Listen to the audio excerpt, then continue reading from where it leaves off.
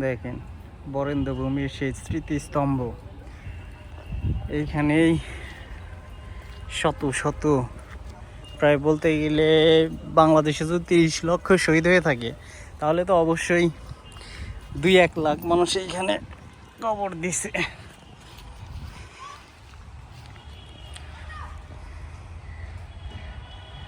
2-1 লাখ মানুষকে কবর দেওয়া হয়েছে। এই যে অনেক পর্যটক কিন্তু আসছে, অনেক মানুষ আসছে, আমিও আসছি। বরেন্দ্র ভূমি আপনাদেরকে সাথে সাথে ঘুরে ঘুরে দেখাবো আমি, চলেন দেখা যাক।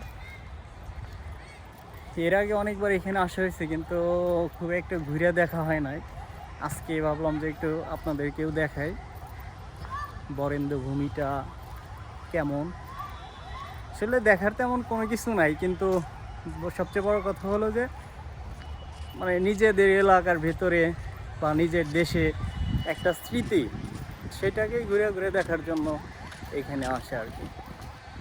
আসলে ওইরকম মনোমুগ্ধকর কোনো কিছুই নাই, ঠিক আছে।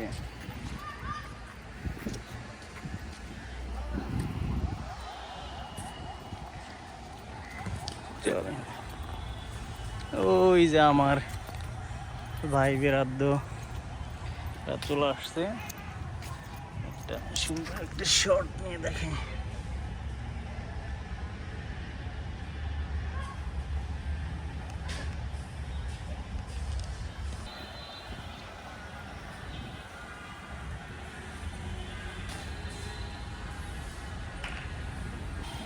ছেলেপেলেরা এখানে খেলাধুলা করতেছে। ওয়াও, চলেন আপনাদেরকে বট গাছটা দেখেন।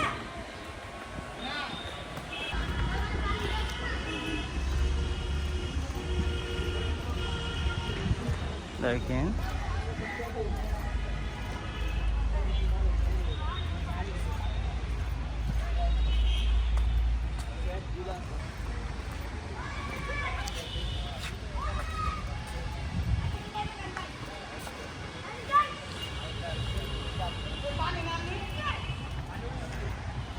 আজকে খুব একটা লোকজন হয় নাই, সকালবেলা তো লোকজন আসবে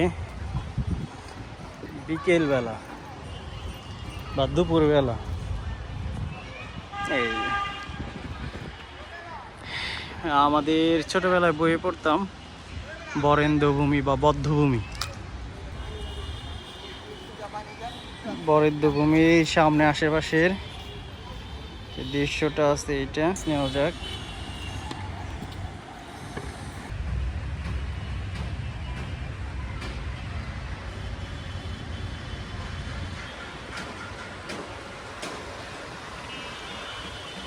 বিকেলবেলা কিন্তু ভাই প্রচুর দর্শক হয়, প্রচুর দর্শক।